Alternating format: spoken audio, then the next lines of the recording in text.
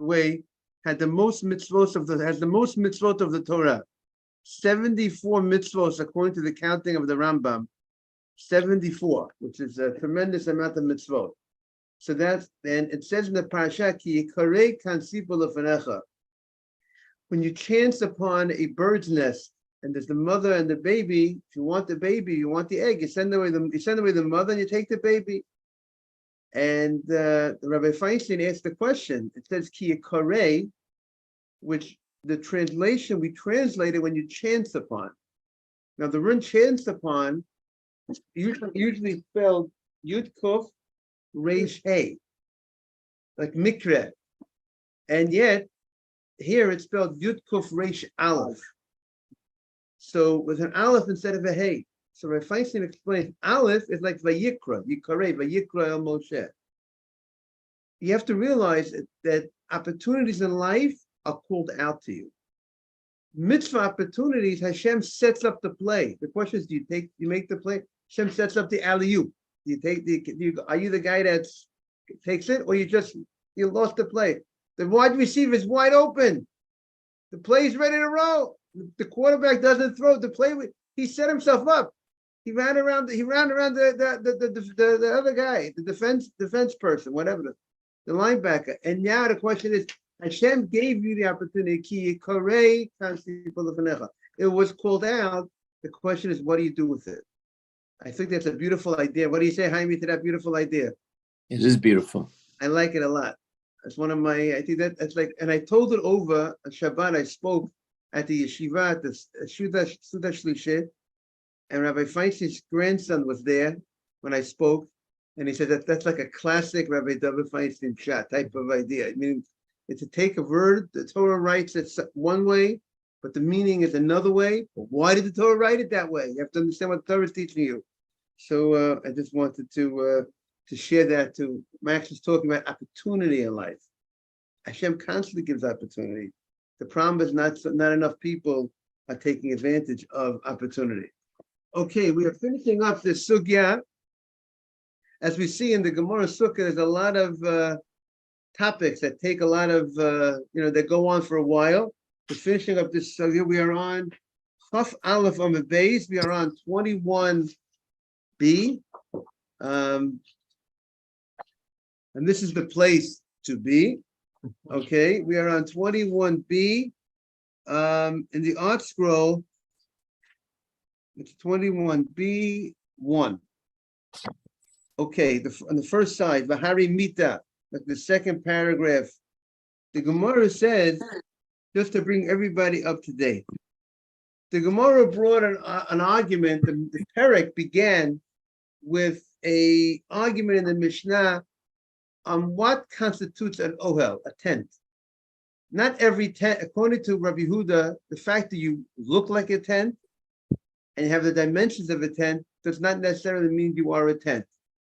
Because he says if a tent he said that the tent has to be made with the intention of being a tent. If it's naturally made, or it's if it's naturally made, or I'll say not in the Mishnah, right after the Mishnah, the Gemara brought this statement of Rabbi Yehuda. Right, the Mishnah spoke about a bed. We'll get to that in a second. For Rabbi Yehuda, first the Gemara brought. Rabbi Yehuda talks about a tent that's made through water. Water bores a hole in a river wall, or animals, weasels, or animals bore holes in walls that create a tent. Rabbi Yehuda went on record that if a tent is not made with the intention of a tent, it's not a tent. That's what Rabbi Yehuda said. And then the Gemara clarifies Rabbi Yehuda's position and says that's only if the tent is not so wide. But if the roofing of the tent is wide, if it's like many fists, like the size of the head of a person, that's the fist of a certain person was so big, maybe a Mike Tyson fist, I don't know, whatever, a big fist that is so large, if it's so wide and if it's so large, that will constitute a roof, even though it was not made with the intention of a tent. Right. The Gemara says if let's say you have a boulder and that one of the boulders dislodged, and as a result of that, you have the other boulder is like a big ledge for that empty space. Now there's no empty space of the boulder underneath, and now the top boulder is now forming a cover. That's considered a tent, even though it wasn't made by a person, even though it wasn't made for intention of a tent. That's what the Gemara says. Now, with that backdrop, now the Gemara is going to discuss our Mishnah. The Gemara says, "V'harei mita," the story of the bed. The yesh b'kamei grofim. A bed is very wide. It's a very large cover going under a bed. If you use the bed as a shelter, you are under a very large area. And utanan, and here now this is a major halachic question, because if a person wants to sleep under a bed, can you sleep? A person puts in a bed in a sukkah, right? As we know, there's a mitzvah to sleep in a sukkah, and not only is it a mitzvah, it's an obligation to sleep in a sukkah. And the reason why some people don't sleep in a sukkah today, they need to have an explanation for it. You need a head there. Person has to know, why don't we sleep in a sukkah today? Why isn't everybody sleeping in a sukkah? The Gemara says you're supposed to sleep in a sukkah. So some explain because the locations that we're in today it's a colder climate, and because it's cold, there is a law that if you're mitzta'er, if you're in stress, let's say same way when it's raining and it's coming down and it would ruin your food, you don't stay in the sukkah when it's raining and heavily. A light drizzle, that's not bad, but if it's anything that's really going to ruin your food, you would leave. You wouldn't stay in your house if the rain is coming down like that. You would leave the sukkah. So that's some of the explanation that some say why a person might not sleep in a sukkah today in the climates that we live in, because it's much colder climate. In Israel, it's much more common that people sleep in a sukkah in Israel than what I see in America. Some have an allowance to say that because sleeping in a sukkah, they're not going to be with their wife. The wife will be in the house and they'll be in the sukkah. So some use that. That's an allowance. And some say that because you feel uncomfortable not being with his wife. So some use that as an allowance. There's different allowances that are given. Why? So we need to explain why we're not sleeping in a sukkah. I'm happy to say one year I went upstate. We made our own sukkah. Me and my wife had our own sukkah, and everybody else had their own sukkah. So I learned it from my uncle and my aunt. They have their own sukkah, our own privacy. So that's what we did. I can recommend it to everybody. Have your own sukkah for you and your wife. You get a big mitzvah. Every second you're in the sukkah is a mitzvah. It's a unique mitzvah that you get credit while you're sleeping for the mitzvah. But the truth of the matter is, every night it says if you sleep with the intention for strength, to do great things, to do mitzvot, to be able to serve Hashem, you get a mitzvah for your sleeping also every night. Just like you're eating and you're drinking and everything. That's a pasuk that says, "B'choder achecha de'eu." Whatever you do, you should serve Hashem. Know Hashem.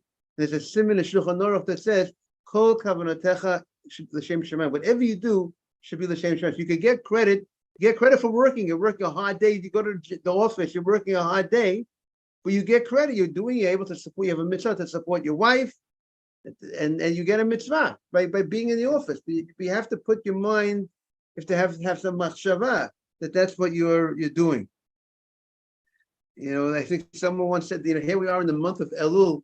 The Balei Musa talk about a guy goes in and he fixes shoes. He's a sandler, a shoemaker, whatever they call it. When you go, don't just have in mind to make money for yourself. Have in mind you're helping all those people be able to walk, able to do things, and able to be comfortable. Good morning. Okay, Tov. So the Gemara says, now with that backdrop, V'harei mita, the story with the bed, sheyesh bo kamei grofim. It's very wide. The bed is very wide. Utanan in the Mishnah, we learned in the Mishnah, Rabbi Yehuda says, Noagim hayinu sheyeshenim tachas hamita. We used to sleep under the bed befnei hazakenim. There were great rabbis in the sukkah, and we would sleep under the bed. And you know what? The rabbis said nothing. The rabbis didn't say anything. And we were of age that we have an obligation to sleep in the sukkah. And if there would have been a problem for us to sleep under the bed, the rabbis would have said something. So therefore, he wants to use that as proof that you could sleep under the bed in the sukkah. Right. We're gonna that's also part of that Mishnah. Correct. He wanted to use that as proof, but obviously the other rabbis felt that wasn't a good proof. But he wanted to use that as proof. So the Gemara says, but regarding our Gemara, by the way, the Chacham say you cannot sleep under the bed in the sukkah. That's what the Mishnah stated. That and the Mishnah says you are not yotzei. You do not fulfill your obligation because the bed, underneath the bed, separates between you and the schach. You have created a separation. The bottom frame of the bed separates between you and the schach. Got to sleep on top of the bed, not under the bed. But the Gemara says, but Rabbi Yehuda says you can sleep under the bed. And the Gemara says, but the Gemara's question, Rabbi Yehuda, is how could you sleep under the bed? The bed, the frame of the bed, should serve as an interruption, as a tent, because it's very wide, it's very long. Since it's very long, it should. You just told me that even something that's not made with the intention of a bed, of a tent, is considered a tent as long as it has certain dimensions, as long as if it's wide. So here it's very wide, the bed, so it should serve as a tent. If it should serve as a tent, that means you're sleeping in a tent within a sukkah. So you're sleeping in some other structure, which would be a separation between you and the sukkah. Like we said, the same way when you dip a utensil in a mikveh, you can't have the labels on the utensil. It has to be totally clear. You shouldn't leave things on the item that will separate between you and the water. So too, you shouldn't be this tent, this bed should serve as a hefsek, as an interruption. So the Gemara says, "Good morning, Mr. Silverman. It's good to see you back." So the Gemara said, "Welcome back." So the Gemara says, "Shiny mita," that the bed is different. Why is the bed different? Hoyu legaba asliya. The bed is made with the intention that you should be on top of the bed, not under the bed.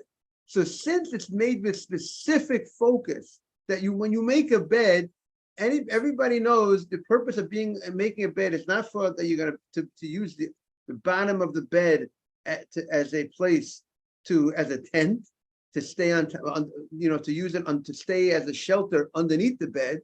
It's made for you to sleep on top of the bed. So since it's made with specific intention, not for the purpose of serving as a cover for underneath the bed, so therefore it doesn't act as a tent, and therefore if you happen to go under the bed, it's not considered that you're in a tent because it's made for a specific purpose for you to be on top of the bed. So the Gemara says, if that's the case, so Shvarim Nami Legaba Nasiyin. We spoke about the ox, we spoke about the kids that they would, when they processed the paraduma, the red heifer, when they went to get the water from the spring that they're going to mix with the ashes of the paraduma, they had the kids ride on these big, wide oxen. And the purpose why the kids were on these oxen, because the belly, the stomach of the ox would separate between the ground and the kid that was on top of the ox. So in case there was anybody that was buried under the ground, Mr. Haber, if in case there was anyone buried under the ground, the ox's body, which would serve as a separation, as a tent that would contain any contamination and would stop at the ox's body. So, Mr. Haber, that's a coffee for you. But it has no warm milk. What? Very good. Yeah, thank you very much. No, I'm good. I'm good. Thank you very much. But if you want milk, you can get your milk, Mr. Haber. So how was the ox's stomach able to be used as a tent to be a cover for what's underneath, to contain as a tent what's underneath, if the ox was made to sit on the ox? The ox wasn't made to serve, good morning, as a cover for what's underneath the ox. Underneath the belly, there's a space between the belly and the ground. It's not made as a cover between the ground and the belly. So the Gemara says, he also Ravin, when Ravin came, Amar Rabbi Lazda, he reported, I picked up a great answer to this question in his mind. Shiny Shvarim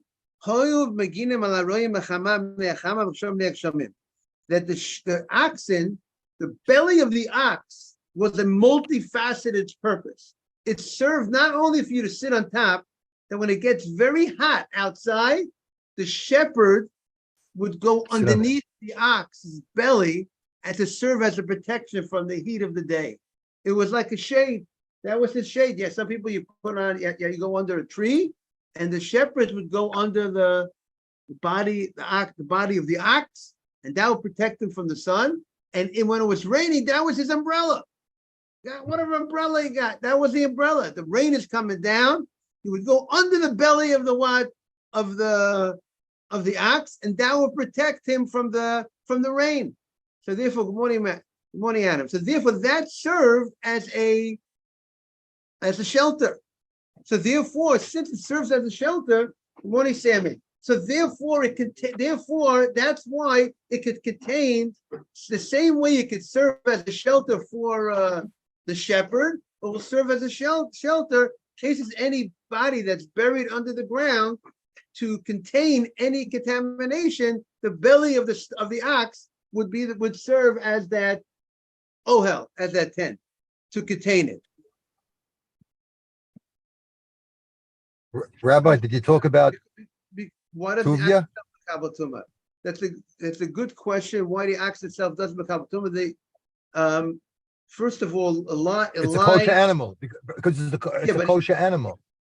Yeah, but even if it's a kosher animals have to have the ability to become a pig is tumah. When they're alive, they're not going to be makabel tumah. I think the animal will have to be dead. Yes, dead. Once the animal to makabel tumah. I don't think the animal will makabel tumah when it's alive. Okay, so therefore the animal could serve as an interruption. How could an animal? Give tumah if a goy can't even give tumah? No, if I'm saying again, a dead animal, an animal that wasn't slaughtered, is a nevela. Is a nevela. Or an animal that was slaughtered, or Mr. Silverman, an animal that was slaughtered, it's not tamei, but if it comes in contact with something, it will become tamei. But here we have a live animal. So the Gemara says, if that's the case, ihachi mitanami. A bed. People use a bed to store their shoes underneath the bed. I think it's a new thing. We store shoes. 2,000 years ago, they were storing shoes and sandals underneath the bed. How do you like that? Therefore, it was a storage area, especially Manhattan. Space is very expensive. We got to use the under the bed space. Very prime real estate in Manhattan, every inch, right? So therefore, it's also used. The bed is also used as a shelter, a protection. It protects your shoes from. It's safe. It's underneath the bed. It's stored away nicely. So therefore, it should also be considered a tent, the bed, because the bed is same way it protects the shoes. It's a shelter for the shoes. So too, it should also be a shelter for if a person. It's used as a shelter. So if a person goes underneath the bed, sleeps under the bed, it should also serve as a shelter. And therefore, if it serves as a shelter, so how could Rabbi Yehuda say, so how could they be allowed, according to Rabbi Yehuda, who allows you to sleep under a bed in a sukkah? You're sleeping under a shelter. You're sleeping under some other structure, and that other structure should be a should interrupt between you and the sukkah. It's interesting, the commentaries point out, Rashi points out, why does the Gemara say that they put their shoes and their sandals under the bed? What about other things, other items? People store a lot of things under the bed, not just shoes and, it's space. They use it for other things. So they point out, because Talmidei Chachamim, rabbis, were very careful. If you want to know a bed of a Torah scholar, the only thing under the bed of a Torah scholar was sandals and shoes.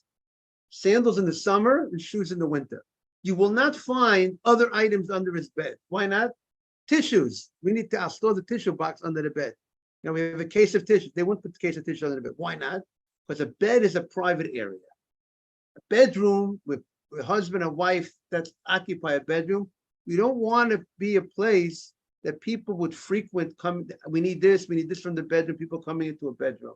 And that's not a place, and therefore out of modesty, if you want to know a bed, if you want to know the difference between a bed of a Torah scholar and a bed of an ordinary person, the Torah scholar acts with extra modesty. And therefore we don't want people coming in and, we getting something from the room. It's a private area, the husband and wife's room, and therefore they try to keep it as much off limits as possible. So the Gemara says, Ela Amar Rava. Rava says, shiny shvarim. The reason why the ox serves as a tent that will separate between it and the thing that's underneath, and therefore the child could sit on top of the ox, is Hashem made it that the body, the spine, and the bones of the ox protects the insides of the animal. It's a casing for the inside, the inwards of the animal, and therefore that's why it's called a sukkah by the ox, and therefore that's why the children could sit on the ox and it'll serve as a tent. We'll continue tomorrow because they're about to start slichot. It's great having everybody back. Rabbi, did you do the part with Tavi, Rabban Gamliel's servant? We're gonna get to it tomorrow. Okay. All right, On tomorrow's listing. Have a great day. Have a great day. Thank you all. Succah. Bye, Rabbi. You too. Thank you all for being here. Bye-bye. Thank you, Rabbi. Fascinating Gemara. And you came beautiful Gemara. You always not heard of it. Good time. Oh, great. Welcome. Say it again. Beautiful, Adam?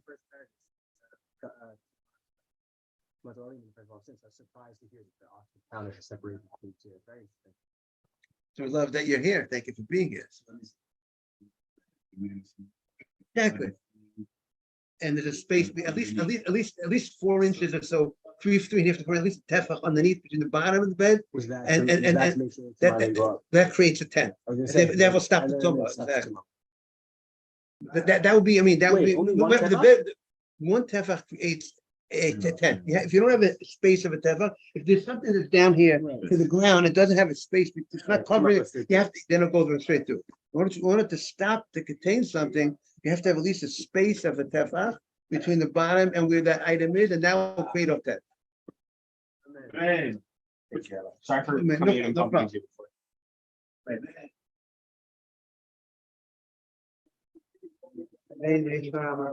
before.